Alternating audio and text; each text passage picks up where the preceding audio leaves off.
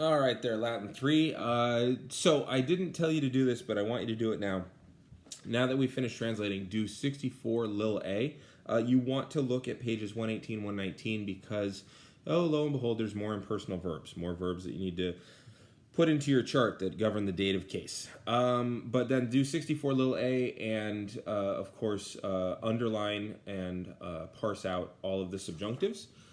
Then you should read page 120 and 121, and then translate the two inscriptions from Britain, which I'm about to do for you as well, so you have something to check it against. Okay, so pause it here, go translate the inscription on page 121, and then come back. I'll wait. And so you're done. So here's what it says. All right, it is a temple to Neptune and Minerva. For or on behalf of the health of the imperial family and by the authority of Tiberius Claudius Cogidubnus, the king and the imperial legate in Britain. Now, I just want to come back to that for a second. Notice he's taken on a Roman name. Notice that he's not only the king of that area, but also a royal legate for Britain. So he's serving two roles, and that's how Rome got you. They, nice place, be a shame if we had to kill everyone here. But also, hey, you're the king already. You're already in charge. Why don't we also make you an official tax collector for us? Your family will get tax-exempt status, and your people will get citizenship in the next 20 years. And so he's doing both jobs. And by the way, hey, when we ask you to, we need you to build shrines to our gods and stuff like that. And so there you go. The Guild of Metalworkers and its members gave the temple, with Clemens, the son of Pudentius, donating the site. So again, naming everybody who's involved. Also, I just love that there's a Guild of Metalworkers, Union Strong. Yeah, so the Roman religion has worked its way all the way up to Britain.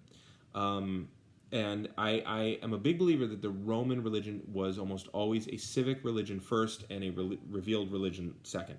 In that you did it because it was good policy. And so you want to represent the Roman gods so that you make the Roman people happy, so that you get tax breaks and so on.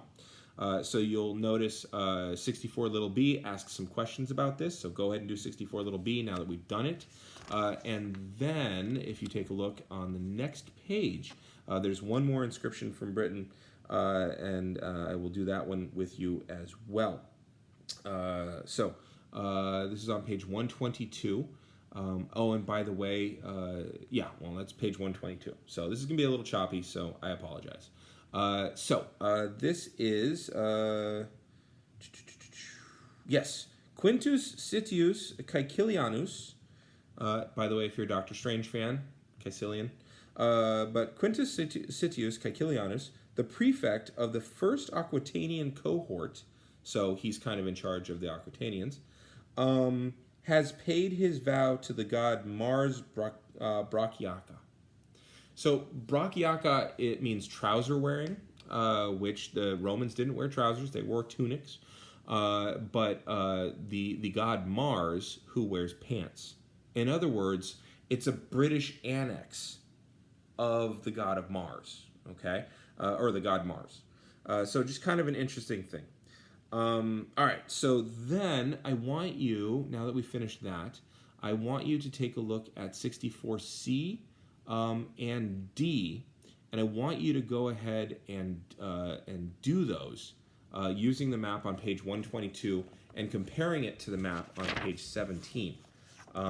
It's some of your books, it's a little bit faded, so if you've got better pictures for each other, then please share.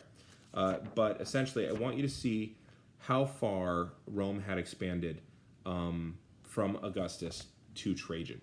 And then 64E is just a lot of fun. Mix and match. Match up the modern city with the Roman city, and then tell me what country it's in. Okay? Write them out. Don't just do like 1BF. That doesn't help anybody. Okay, so that's the end of 64.